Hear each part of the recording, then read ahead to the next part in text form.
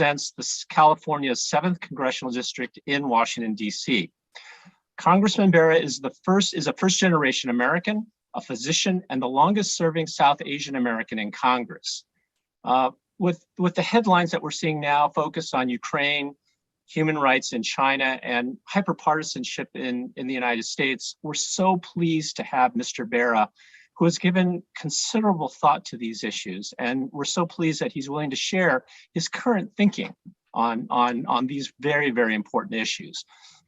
But before we get started today, I'd like to thank our partner in this speaker series, the Pacific Council on International Policy.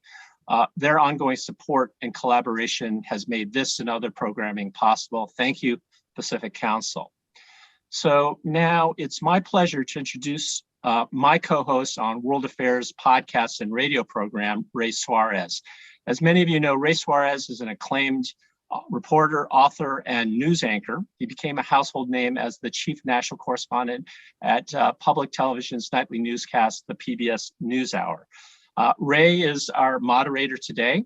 And so thank you, Ray. And thank you, Congressman Bera. I will pass the mic to you both who are in Washington, D.C. Thank you. Thanks a lot, Philip. And Congressman, there's so much to talk about. Let's jump right in with Ukraine. You've recently visited with a bipartisan congressional delegation. As news pours out of Washington, out of Moscow, out of Kyiv and European capitals, what would you tell Americans they should be watching closely during these tense days? You know, it's really hard for us to get a great sense of what Mr. Putin is thinking. You know, when I was in Ukraine, talking to President Zelensky, he said we should think of Vladimir Putin as a poker player. You don't know what hand he's holding. He could be bluffing. He could be, trying to get some concessions out of the West. But for the American people, I mean, pay attention to, these false flag operations where they, you saw some things happening in Donbass and the eastern Ukraine territories that have been, where they've been fighting Russia for the last 8 years. I think if you start to see more of those start to occur, that might be a signal that he actually does intend to invade. President Biden and Secretary Blinken are putting a lot on the line to avoid war. Today, Vice President Harris is in Munich talking with the head of NATO, Jens Stoltenberg. Anthony Blinken has confirmed that he's going to meet with Sergei Lavrov in Europe.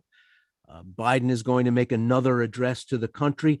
Do you think at this point that Russia can still be deterred from crossing Ukraine's borders yet again? I certainly hope they can. I mean, in Ukraine, when we were talking to, again, President Zelensky, the foreign minister, defense minister, they seem to think that this is a little bit more of a bluff. They certainly are getting ready to defend their country. They're getting ready to fight. It does seem like the tensions are a lot higher than they were 2 weeks ago when we were back there. And, again, I hope this is a bluff. I hope there's a diplomatic path forward. If there isn't, Mr. Putin's overplayed his hand here. If his goal was to get NATO to fracture, get the Europeans and the United States to not be on the same page, the exact opposite has happened. I've seen such cohesion between our EU allies and the United States. We're speaking with one voice right now. And, you're seeing the Eastern European NATO members, the Balkans, we're starting to beef up their defenses. So the exact opposite of what Vladimir Putin wanted is happening today. It's funny you say it exactly that way, because there's so much focus on Putin, isn't there? What's he thinking? What does he want? How do you deter him? Is there enough conversation about how costly an invasion would be for Russia? That Ukraine may not be as strong as Russia, but may not be a pushover either. And even in an authoritarian country, a large number of dead young men carries political risk. Are we talking enough about the downsides for Russia? We certainly have been signaling that to Russia. It's hard to get information to the Russian people. Obviously, Russia censors the media. They've got a big propaganda machine in terms of what information could get to the Russian public. But certainly to the decision makers, we've signaled that these would be the most biting sanctions that we've ever implemented, that it would have a real devastating impact on the Russian economy. I'm heartened to hear the Germans start to talk about how, if they invade, Nord Stream 2 is never going to happen, and that would have a huge economic impact. And the Germans, the German chancellor was candid in saying Germany would feel that and pay that price, but they're willing to do it. But it sounds, since you mentioned Nord Stream, like the tone has changed a little bit. When Chancellor Schultz was in Washington, a reporter asked President Biden straight up, what happens to Nord Stream 2 if the Russians invade? And Joe Biden was unequivocal. He said, Nord Stream 2 is simply not going to happen. And then he put the same question to Chancellor Schultz, and he hemmed and he hawed, but he wouldn't say that. And now the new German foreign minister said exactly that. Is Joe Biden stiffening the spine of the allies? I think he is. I mean, at times the Germans haven't been as strong as we wanted. But I think all of Europe's coming together, because if there is an invasion of Ukraine, it definitely changes the security architecture of all of Europe. If you're listening to this program in California or elsewhere in the United States, what's the American interest here? President Biden's been even more publicly assertive than Ukraine's European neighbors about keeping Russia out of Ukraine's domestic affairs, keeping Moscow from compromising Ukraine's sovereignty. What's in it for the U.S.? Here's why it matters to us in the United States. We're the world's oldest democracy. We value the rights of citizens to choose their path forward. When I was in Ukraine talking to this young democracy, the people there are very equivocal. They have no interest in living under Russian rule. They've tasted freedom, particularly the young people, and they're going to fight for those freedoms and their right to choose their path forward and the right to choose their own government. We've got to stand together as democracies, as the world's oldest democracy, standing with this young democracy. That's what this is about.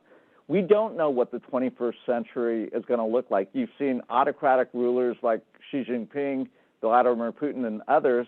It's not a given that the democratic values that we hold so dear will rule the 21st century. And I think this is a first real test of what those values are going to be.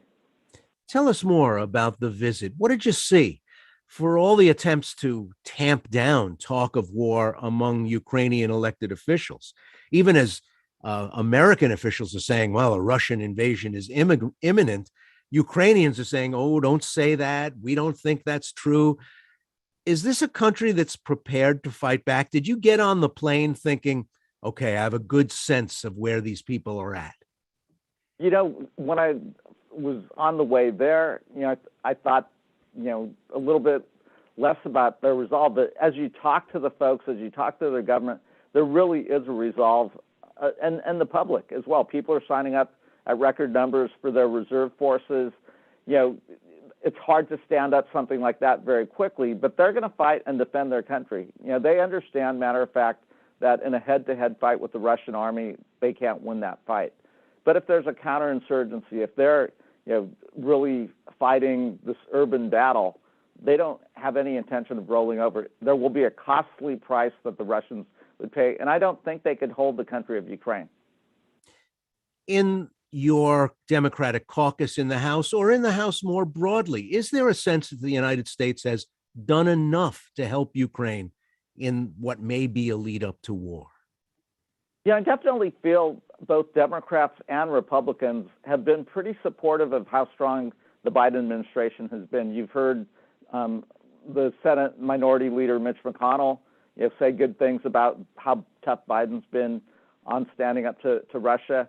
What's interesting is you see some folks on the far right and the far left saying, well, why are we doing this?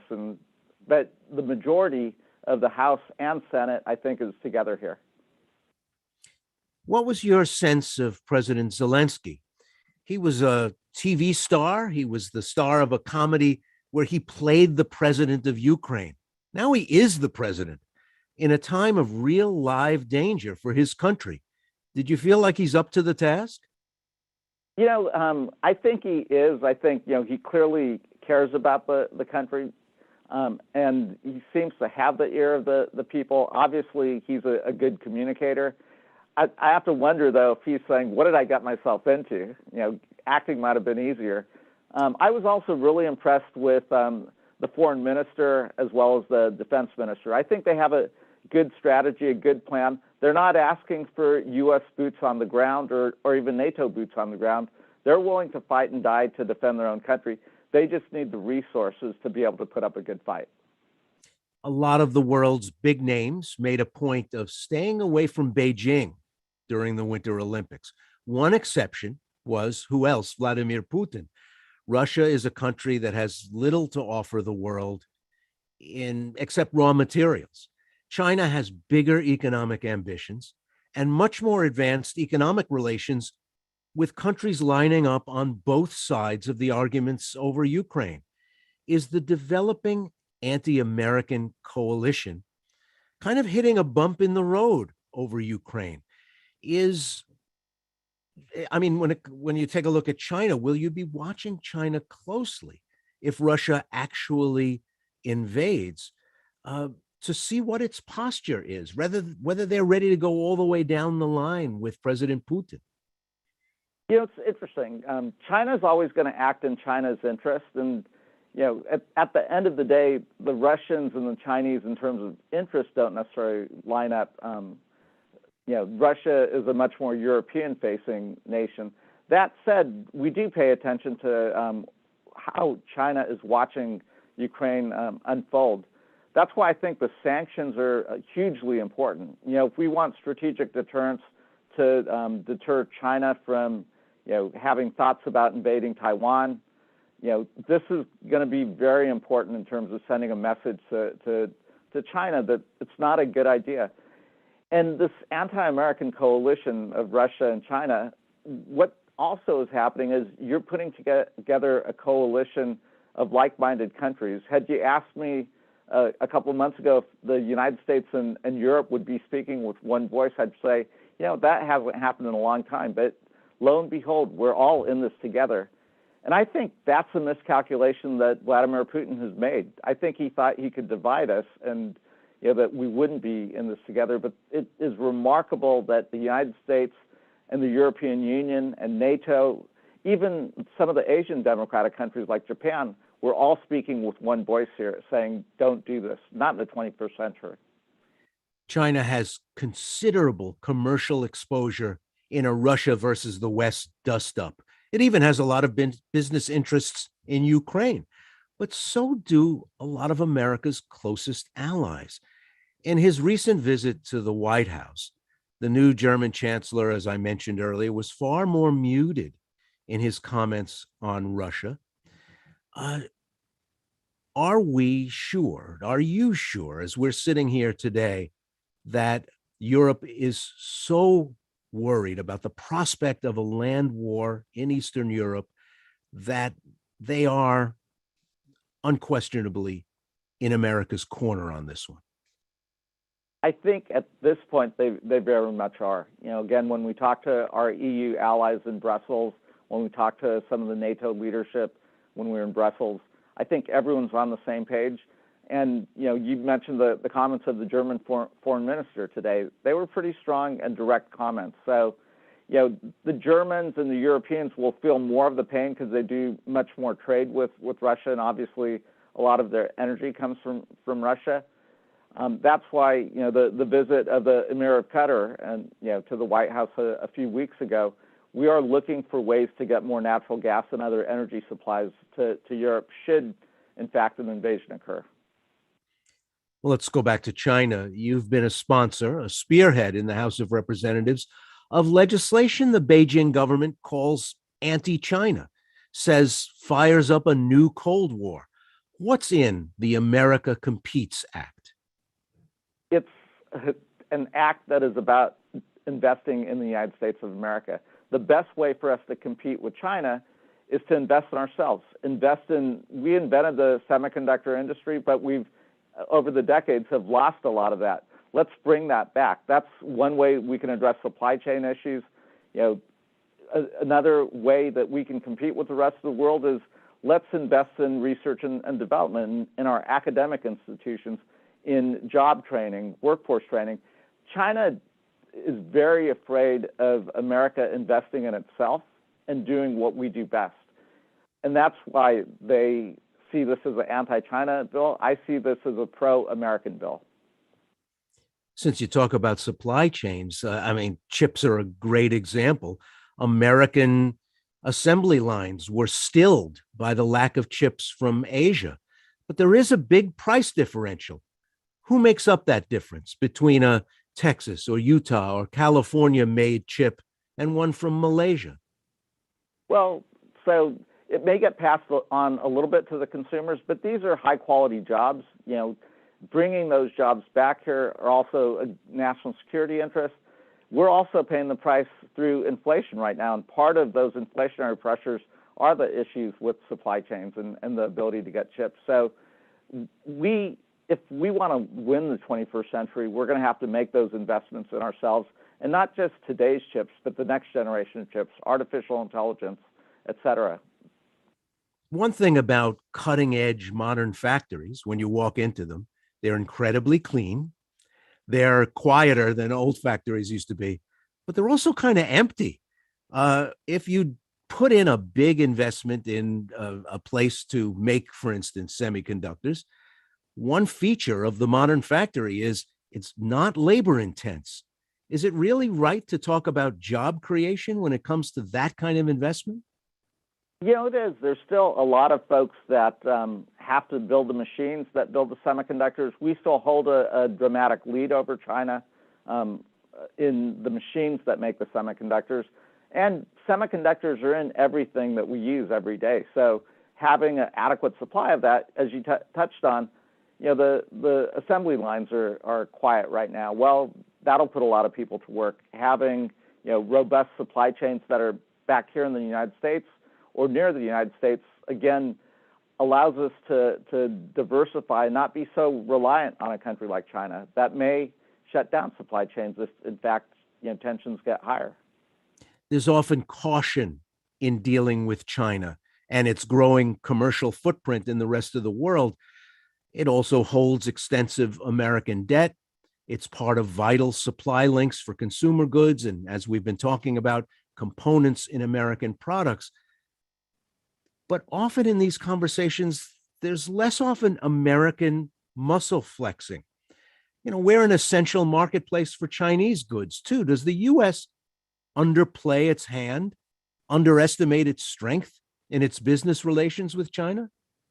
You know, I think that's changing. You know, when I first came to Congress a decade ago, I think a lot of us viewed China as, you know, this growing economic power, but also growing middle class, growing entrepreneurial class. And, you know, much as Japan in the 70s and 80s, we thought as China's middle class grew, you'd see, you know, more democratic, open markets. Obviously, Xi Jinping and Beijing are taking the People's Republic of China in a very different direction. We don't have to guess the direction that Xi Jinping wants to take China because he's pretty much articulated that. At this juncture, it's becoming less of free society. You know, the human rights issues in Xinjiang with the Uyghurs, you know, what you're seeing in terms of what's happening in Hong Kong. It's a very different China than many of us imagined a decade ago. And I don't often, you know, say positive things about the Trump administration. Many of his China policies were they were the right questions to be asking. Maybe the methods and tools that he used were not the right tools that I would have thought we'd use. But you haven't seen the Biden administration roll those policies back. And, you know, the relationship and, you know, how Congress feels about China in a bipartisan way, I would love to ratchet down the rhetoric and find a way to improve our relations. But right now, that just doesn't seem the case.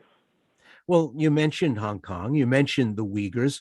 I'll throw Taiwan into the hopper as well. It's a much more assertive China these days. If you want to lower the temperature, as you just mentioned, what does that look like? What does that consist of? Does the United States have the interest, the footprint, the muscle, the juice to be a counterweight in those particular moves? Or has that ship kind of sailed? I mean, once Hong Kong was turned over, even if you had assurances about a 50-year transition, one country, two systems and all that. If China chooses simply to absorb Hong Kong, what can the United States say about it? You know, Hong Kong's a little bit different than Taiwan. Taiwan's been an autonomous place. The people of Taiwan have, you know, enjoyed and experienced and chosen to live by democratic values, thriving economy. I think what China is doing is changing the calculus. They'll say, well, it's the United States and we're reacting to the United States. That's absolutely not true. We haven't changed our one China policy, but the Taiwan Relations Act clearly states that, you know, we will stand with the people of Taiwan and allow them to choose their path forward. To your question, I don't think this is just the United States versus China, because what you're seeing are coalitions coming together. The Quad coalition, which is the United States, Japan, Australia, and India, that's been elevated to the leaders level and taken on a whole new direction. Part of that is because of China's coercion of Australia, the retaliatory measures they took when Australia asked about COVID origins. You know, some of the tensions on India's northern border has made India very leery of China. And then the tensions around Taiwan, Japan's very close in proximity there. So I think China's aggressive nature is actually pushing the Western world, the democratic world, much closer together. Even when I've traveled around Southeast Asia, the Southeast Asian nations are not going to choose the United States or China, but they're very concerned with how China uses its economy in a very coercive way. Does this make the withdrawal from the Trans-Pacific Partnership look even more important as a gesture of the United States? If the U.S. was in that grouping, would we be having a different conversation right now?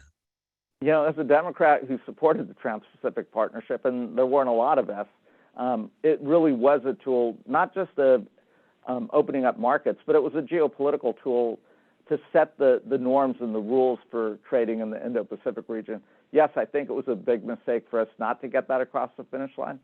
At this point, you know, it's a little bit harder for us to get back in based on just the politics that changed 2016 going forward. But it's not impossible. Think about what we did with the U.S.-Mexico-Canada agreement. That was negotiated. Everyone was at the table, and it passed with 196 Democrats in the House and 193 Republicans. Strong bipartisan vote. So it is possible. The Indo-Pacific region is the world's largest economic bloc, and it'd be a shame if China was setting the rules. We ought to set the rules with, you know, countries that value open markets, value the rule of law, and, you know, they want us back. You mentioned the Uyghurs. The treatment by China of its Muslim majority in the Northwest is increasingly referred to as a genocide. And even if the Beijing government does not resort to large-scale killing, which is often a feature of a genocide, at the very least, it appears to be pressing forced assimilation backed by the muscle of state power. You represent a state in the Congress that's been at the forefront of tightening ties with China. What's the political, moral, and economic path forward for a country that says it's concerned about what's happening in Xinjiang, but in real life has these interests, these other interests that move in parallel? Well, and you've seen us pass legislation to address the Uyghur issue. We recognize that there are a lot of U.S. companies that, you know, have supply chains throughout China, but if we want to be moral leaders, we have to stand firm here and make statements and point things out. Part of the diplomatic boycott of the Olympics, while small, really sent a message to say, hey, we can't participate in this when you see that type of human rights strategy. You're seeing the Europeans again stand with us. You're starting to hear the Australians speak out about what's happening in the Uyghurs. You're seeing the Japanese start talking about it. What I'd love to see is the Muslim majority countries speaking with a bigger voice here. And that's something we've tried to get them to do. It's a little bit of a surprise, isn't it? I mean, this is overt religious discrimination, a kind of, I don't know if there's a term for it, but basically the sort of Han muscle of China's ethnic majority erasing Uyghur particularity, its separateness as a culture. You would have thought you would have heard more from the Muslim majority states around the world. Yeah, I mean, they've been absent here, and we really have made the point to the Muslim majority world that they need to speak out, because this really is an attack on fellow Muslims that, you know, practice the same religion, have some of the same culture. So, you know, I would hope at some point, if it's not the governments, that the people in these countries would speak out. You're a first-generation American, and at the same time, part of a very old American story going back to the 19th century, when members of Congress with family ties to other parts of the world were sought out by the whole community in the United States as a point person, as a go-to guy for those issues involving the old country. 100 years ago, it might have been Irish American members or Italian American members. In later decades, Eastern European Jews. For you, the son of immigrants from Gujarat in India, is it a chosen role, one that you happily embrace, or one that just circumstances are going to force on you anyway? You're one of the Indian congressmen, so you're just going to get a lot of communication from Indians in the diaspora in the United States who don't live in a district with an Indian congressman. Well, when I first came to Congress as a physician, you know, healthcare was the area that I thought I'd be making my biggest mark. But now as the chairman of the subcommittee on Asia, the Pacific, Central Asia, and non-proliferation, you know, the Indian subcontinent, South Asia is all part of my jurisdiction. So, you know, there's an expectation from that side of it as a senior member on the Foreign Affairs Committee. But now as a longing-serving South Asian member of Congress, certainly, you know, many aspects of the community will raise issues with what's happening in India, what's happening in South Asia. You know, we certainly are looking for ways to reduce tensions between India and Pakistan. And then, you know, Afghanistan's part of my region as well, and that's taken up a lot of our time. Is, you know, we try to keep this country from, you know, the massive humanitarian crisis that we're seeing unfolding, but we also don't want this to be a total failed state that just evolves into chaos. Well, now you've got company. You mentioned you're the longest serving, but there's Pramila Jayapal, Raja Krishnamurti, Ro Khanna, others. It's kind of a kick running into them in the hallway. I mean, you must, I don't know, maybe have like a secret high sign or a group handshake, but it must be kind of fun. No, it's a thrill. And again, I never consider myself a role model, but when I first got here in 2013, I was the only Indian American. And, you know, in one of my early statements to the community, it's like, you know, over this next decade, let's get to 5. Well, it took us 4 years to get to 5 members, because you also left out, at that time, Senator Kamala Harris, whose mother is you know, from India, now Vice President Harris. So, you know, there's a lot that the community can be proud of and take pride in.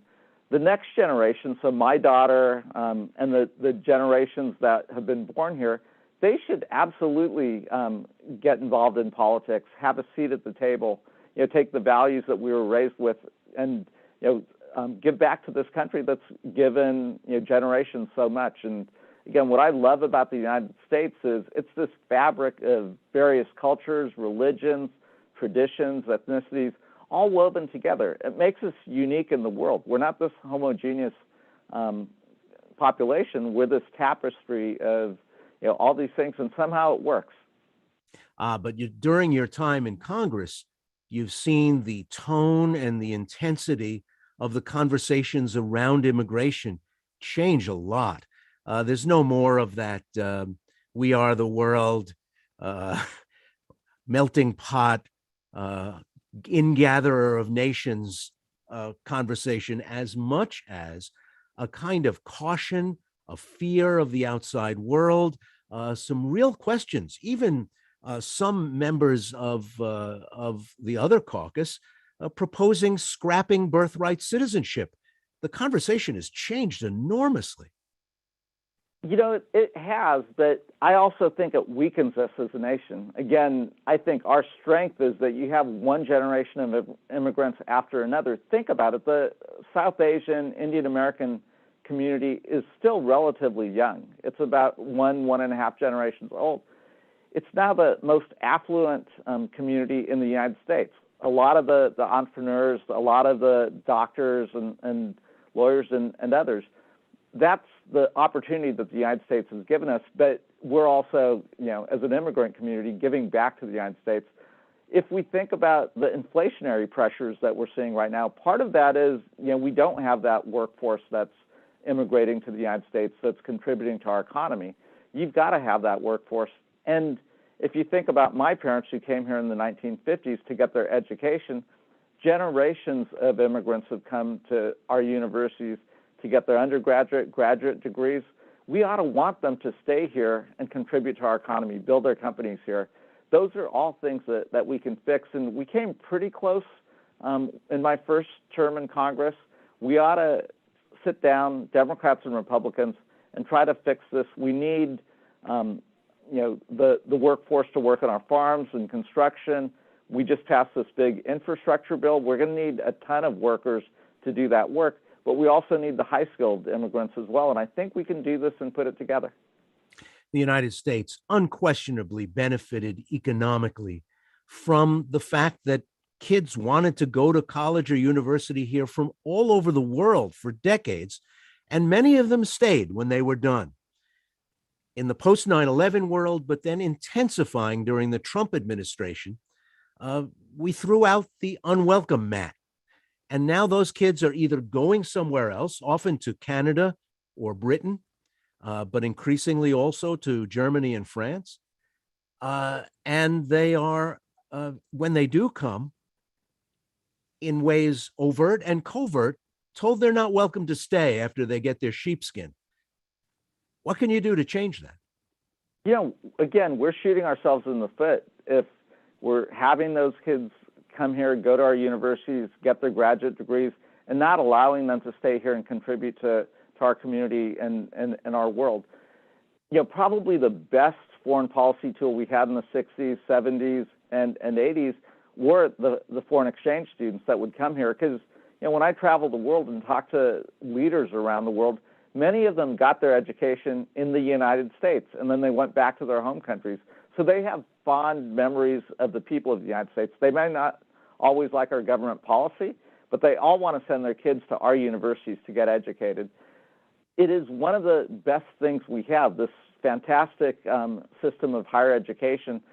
I've also been working with the University of California system, because one of the best brands in the world. How do we take our education system and open it up to the rest of the world? Through remote learning, there's lots of things that we could be doing, because again, it exposes the world to who we are as a people, and it is a fantastic diplomatic tool. When people from outside the United States want to talk to the politicians who are helping to make policy in South Asia, are you sought out by people in India, in Pakistan, in Afghanistan? Do you get to be a go-between in this critical part of the world? Does that committee assignment give you, in effect, a catbird seat for a part of the world that's very, very much under scrutiny right now? It really does. And you don't realize that title, chairman, means quite a bit. And having that title, on a constant basis, if you look at my calendar, you're meeting with dignitaries that are coming to the United States, fellow parliamentarians from the Asia-Pacific region, meeting with the ambassadors, and then the importance of traveling and representing the United States in this region is hugely important. Because again, I do think, as President Obama said, but also President Biden said, the Indo-Pacific is going to be the most vibrant, potentially challenging region, depending on what happens in the U.S.-China competition. But it is a place that we are going to have to pay attention to in the 21st century, that trans-Pacific relationship. I want to remind our listeners that I'll be taking questions from you in a few moments. So sharpen them up, add them to the Q&A box down at the bottom of the Zoom window. You aren't one of those members who in the past has just cruised to a 10, 20, or 30-point victory, as many of your members of the House do from both parties because of the way districts are drawn. Your district has remained very competitive. How has that shaped your time as a member of Congress? How has that changed the assignment of being a member of Congress for you? You know, I love my district. It's a very purple district, so, you know, evenly split between Democrats and Republicans. What it does is it forces you to talk to everyone and understand, you know, the perspective of both parties. You know, I tend to try to represent my constituents to the best of my ability. I actually think my training as a physician helps make me a better member of Congress because we're trained to listen. We're trained to ask questions. But at the end of the day, you have to make decisions. And you know, that's what I hope in my time in Congress, that we could actually rebuild trust in the institution. And the way we could do that is by building more bipartisan and negotiated policies. I think the infrastructure bill that we passed, the bipartisan infrastructure bill, is hugely important because, again, that's one that China probably isn't thrilled about. But what we're doing is we're going to rebuild the United States and put us in a place where we can compete in the 21st century. And that's good for red states. That's good for blue states. That's good for the United States. One thing members of both parties agreed on is their dismay at the way the United States got out of Afghanistan last year. You've supported a call to audit the SIV program and open more paths for immigration for Afghan allies in the United States. The White House made headlines in recent days by confiscating $7 billion from the Afghan National Bank, which has been redistributed to families who've been hurt in the 9/11 attacks. What's the best way forward, both to make good for families that were heavily affected by the terrorist attacks at the turn of the century, and for the needs of the people of Afghanistan today? Yeah, so I think what we're seeing in Afghanistan right now with massive starvation is a massive humanitarian crisis. There's no easy way out of this. The Afghan reserves war frozen. It'd be very difficult politically to say, okay, we're going to give that to the Taliban, which is the only government in Afghanistan right now, because we don't actually trust that it would get to the people.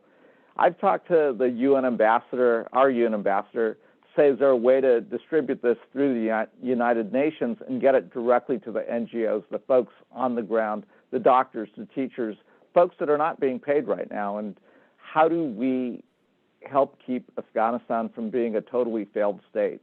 Because if that happens, and when I talk to countries in the region, and I was in Islamabad, a few months ago, what they said, matter of factly, is you may not like the Taliban, but they don't have any international ambitions. Their focus is on Afghanistan.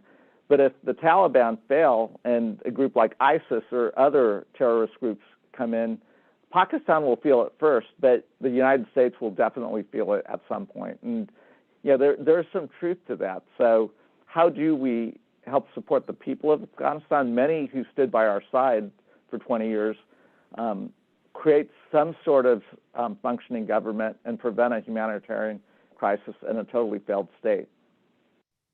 If you want to join the conversation with Representative Ami Bera, please add your questions down in the Q&A box at the bottom of your Zoom screen. Steve asks, didn't France break ranks? Is there a united Europe when it comes to Ukraine? President Macron certainly has spoken, in slightly different tones. I think part of that is there's a French election coming up.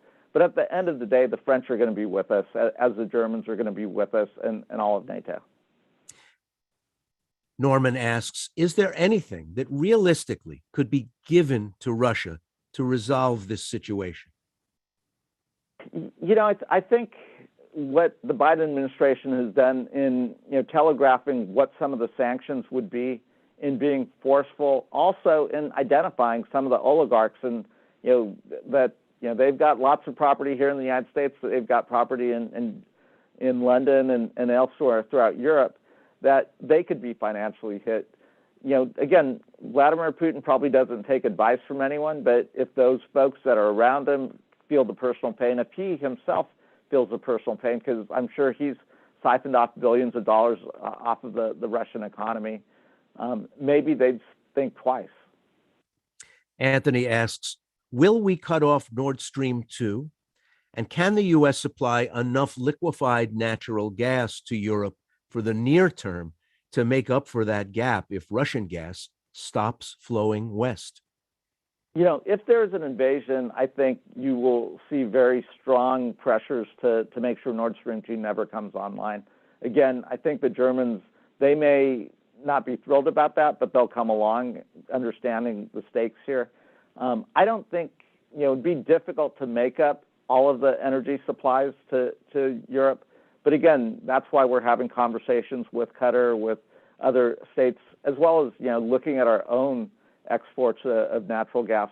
That said, we're facing pretty high gas prices here in the United States. So I think there's a balance understanding, the impact of elevated gas prices and natural gas prices are having on the domestic population here in the U.S. You should know, listeners, that before this crisis even started, the United States was the single largest supplier of liquefied natural gas to Europe. There are guarantees, some assurances being made that the United States will pick up the volume of shipments, but whether it can make up entirely for Russian natural gas, that remains to be seen. A lot of questions on East Asia.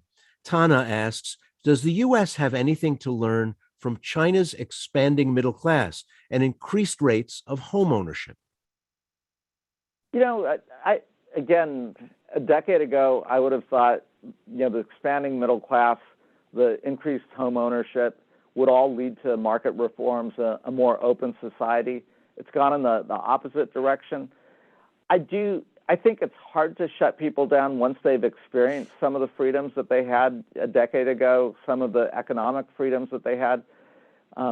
So it's not a given how China will move forward. It is a given. Again, we know what Xi Jinping has stated in his own words. It is becoming a very much more authoritarian, big brother type of society. Will the Chinese middle class, the Chinese entrepreneurial class stand for that, or will there be pushback and revolt? Again, it's not a given what happens. Boy, but I'll tell you, they're making a pretty good go of it. Every country in the world that's become significantly richer has also in time become significantly freer.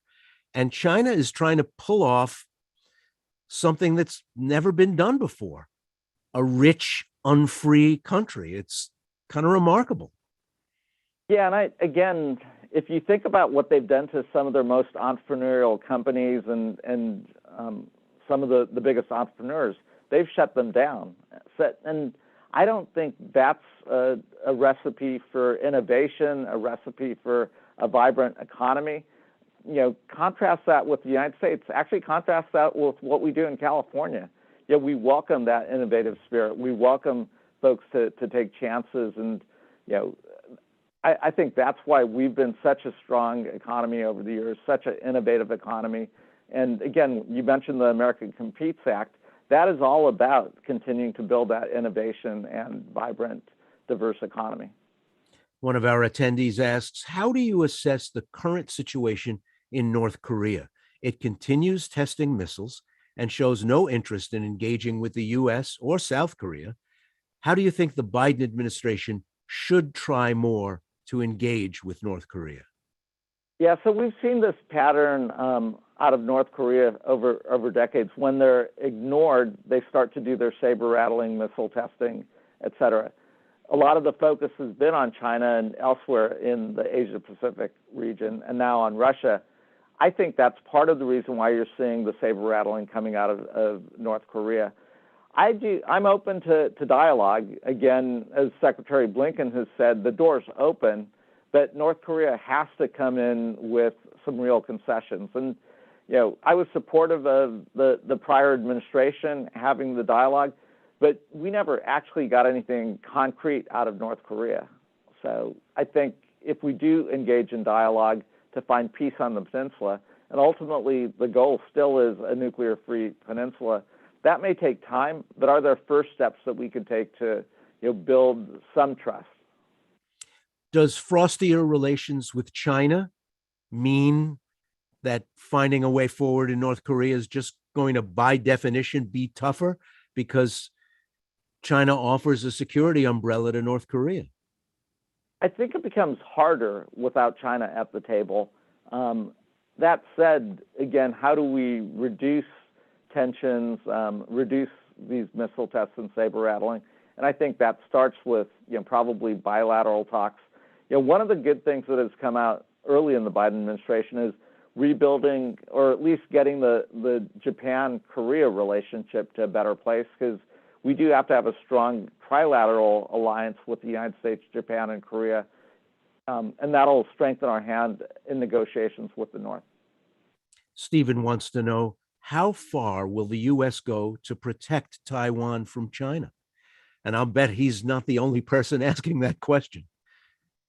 That's a big question. Right now, I think what we're trying to do is work with the people of Taiwan, the government in Taiwan, to strengthen their abilities to be a self-deterrent force.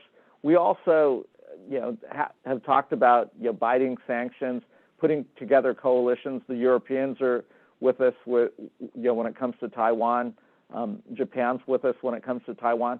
The hope here, again, much as the hope in Ukraine, is not to have a kinetic war. Again, we've not changed our one China policy, but we hold this value as the world's oldest democracy that people should be able to choose their path forward. And again, Taiwan, the people of Taiwan have chosen a democratic path forward.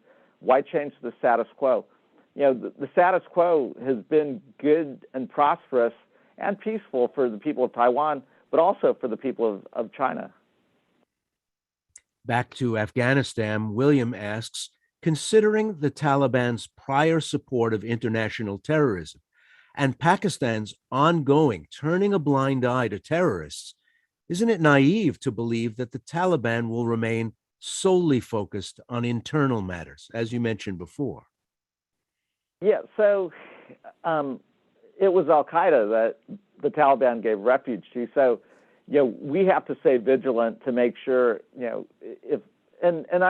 don't want anyone to believe that I think the Taliban are good and a great government. I'd like to see a coalition government emerge in Afghanistan. I'd like to see us, the gains we made in rights for women and girls, that's still very important to us. And, part of any negotiation and providing support or releasing these reserves has to be protecting the rights of women and girls to get their education, to move forward. That it's a reasonable question. I do worry, though, if Afghanistan is a totally failed state that's at constant civil war, that you will see elements like ISIS and others that do have more external ambitions start to rise. I've got my issues with Pakistan as well, and we raised those directly with them. But the last thing we want to see is Pakistan as a failed state, because they've got lots of nuclear weapons there. And the United States. Go ahead, finish. I was just going to say, and there are terrorist elements within Pakistan that are trying to make it a failed state now. Again, difficult circumstances. The United States spent countless billions of dollars trying to build a new Afghanistan in communications, in commerce, in banking, in education, in the agricultural productive base of the country, in ways large and small across 2 decades.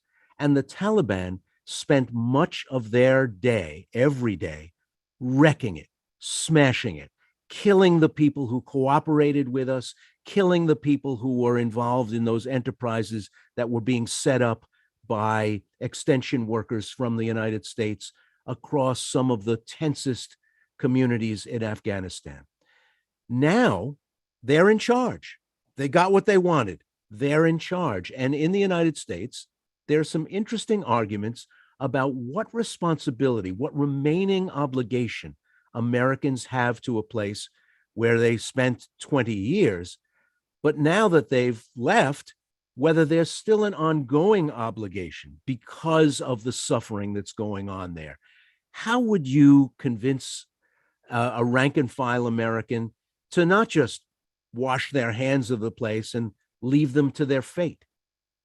Well, I'd start with, we have an obligation to the Afghani people that work side by side with our troops, with our aid workers and development workers.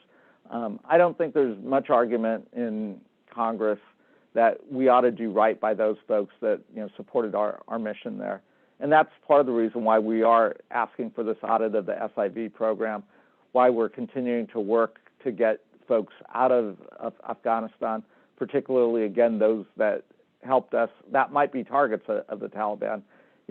My community of Sacramento County, we've got the largest Afghan refugee population in the country, and it's hugely important to a lot of the people that live there. I think our obligations to the country of Afghanistan, now that the Taliban are in charge, are working with the other countries in the region to try to keep some semblance of a government and state there. I'd love to see continued negotiations take place, to see a coalition government form. I don't know if that can happen. I'm not a fan of how the Taliban are governing right now. It's easier to fight than it is to run a country. And the worry here, though, is that humanitarian crisis and a totally failed state. One of our audience members asks, regarding the H-1B visa program that brought many Indian engineers to the United States, please discuss the issue of fairness to U.S.-born and U.S.-trained engineers. Well, I think the issue right now is we don't have enough engineers. So, we ought to invest in, our domestic population and train more engineers, invest early on in STEM education, because there's plenty of jobs out there. At the same time, those students that are coming here, getting their education and staying here, we should want them to stay here and continue to contribute to our economy. And how I would put it is, it shouldn't be either or. There's plenty of jobs, and there's a lack of engineers to fill those jobs. We're still getting questions on Ukraine. Barisha asks, is there a middle way for Ukraine? Russian conflict when it comes to NATO membership of Ukraine in the future? How about a deal that Ukraine stays neutral, moves forward to work hard and become an EU member state, but never a NATO member? Should the U.S. support such ideas, is there any big disadvantage for NATO without Ukraine in the future? There isn't. And you've heard President Biden, and I've said it pretty clearly, when I've talked to the press, nobody is expecting Ukraine to join NATO anytime soon. That said, that's not up to the Russians. That's up to the NATO countries to admit another country. It's also up to the people of Ukraine. In recent days, you've heard President Zelensky say, you know what, NATO membership may never happen. That may not be an ambition. That might be a way of Putin saying he got his victory. Ukraine's not going to join NATO. And staving off this war, and maybe that is the middle path forward. Again, to hear President Zelensky say, he may be taking that off the table in terms of pursuing NATO membership. I don't know if that's enough to deter Vladimir Putin, but maybe that, along with the threat of economic sanctions and being a pariah on the world stage, might be enough for him to declare victory and start a drawdown. Gregory has a two-part question. In 2020, Putin denounced openly a new first strike policy for the use of nuclear weapons if a conventional non-nuclear attack on Russia threatened the survival of the country. Knowing that the mother of all sanctions is aimed to deliver a financial death blow to Russia, has anyone in Washington considered or debated the potential consequence of the security of our homeland if we try to bring down the Russian state with these extreme conventional measures? Is it in America's best security interests to fall on a sword for NATO's open door policy for Ukraine, a policy that could easily be negotiated to a policy of by invitation only, a diplomatic compromise for assuring Ukraine's sovereignty, implementing the Minsk Accords, and creating an off-ramp to prevent any further escalation there right now? We have, and certainly behind the scenes, I think folks are having those conversations. Again, you've heard the president, Jake Sullivan, the national security advisor, and others say, we're open to addressing Russia's security concerns. I think there's an openness that, again, NATO countries have to invite a new country to enter into NATO, so there's got to be unanimity there. If that's off the table, again, if that's the path to avoiding what would be a brutal war in the Ukraine, I think certainly we're open to that. I don't think, we're talking or thinking that that Russia, in the face of sanctions, would do any kind of nuclear strike or anything like that. But we do have to very well be concerned with their cyber capabilities. Certainly we're seeing cyber attacks in Ukraine. Would Russia, in retaliation to economic sanctions, do cyber attacks? We saw what happened with the Colonial Pipeline, last year. Would things like that shut down critical U.S. infrastructure? That's very much a realm of possibility. And again, I think we have to take that very seriously, and also make sure we've got the cyber capabilities to retaliate in a proportional way. Well, we haven't. There's been no response in kind to some of these very provocative and potentially very dangerous Russian moves. It almost seems like the United States doesn't want to open that can of worms, which may be exactly the way to go. I don't know. But should Vladimir Putin worry when he puts his head on the pillow at night that we could, that American computer engineers could totally gum up his banking system, his energy system, the sort of digital infrastructure of the country, which is much more fragile and smaller than that in the United States? He very well should stay awake at night thinking about that, thinking about our cyber capabilities, our ability to respond in kind. I think part of the reason why you're seeing what's happening now is the somewhat tepid response that the United States and Europe had towards the invasion in Crimea in 2014 and the occupation in the Donbas territory in eastern Ukraine. Had we responded more strongly in 2014, maybe we wouldn't find ourselves in this situation. I do think that's some of the lessons that President Biden and his national security team have taken from 2014.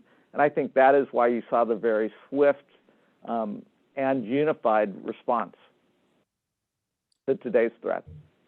Well, we're just about out of time, Congressman. One more question before we wrap up.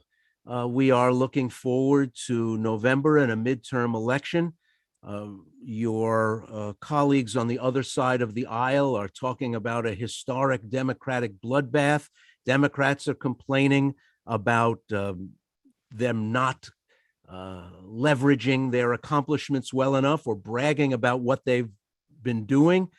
In the months to come, what's the election going to be about? What's the battleground as these two huge parties get ready to do battle in advance of November? It really is going to be about how the American people are feeling at this point in time in November. Right now, inflationary pressures are putting a lot of strain on families. The fact that we're going into the third year of this pandemic, folks want to get their lives back. They want to get back on their feet. They want to have their kids in school. This is going to be about bread and butter issues, as every election is going to be about. Gas prices above $5, that probably hurts Democrats. Gas prices coming down, inflation coming down, pandemic over, a lot of us feeling like we're returning to normal life, that probably helps us. Well, I want to thank you for your time today. Joining us from Capitol Hill, Representative Ami Bera of California. And let me turn it back to my boss, the CEO, Philip Young. Thank you so much, Ray, for moderating today's conversation. And a heartfelt thank you to you, Congressman Ami Bera from California, for sharing his insights. I wanted to be sure to thank our partner, the Pacific Council on International Policy. And of course, many thanks to you, our audience, for taking the time to be with us. If you enjoyed today's program, please go to our website, www.worldaffairs.org, and sign up for World Affairs' first in-person event since the pandemic. We're very excited about this. It's with Jason Rezaian. If you heard our recent podcast episode with Jason, you know that he was held hostage for 544 days in Iranian prison. You can meet Jason along with some very special guests, also including Ambassador Roger Carstens, the lead person at the U.S. Department of State on all matters related to hostages since 2020. That's going to be next Wednesday, February 23rd at 5:30 at the World Affairs Center in downtown San Francisco, or you can join us remotely on Zoom. You don't want to miss this event, so please sign up at our website, again, at World Affairs, www.worldaffairs.org. So thank you again for joining us. All have a great day and have a great long weekend. Thank you.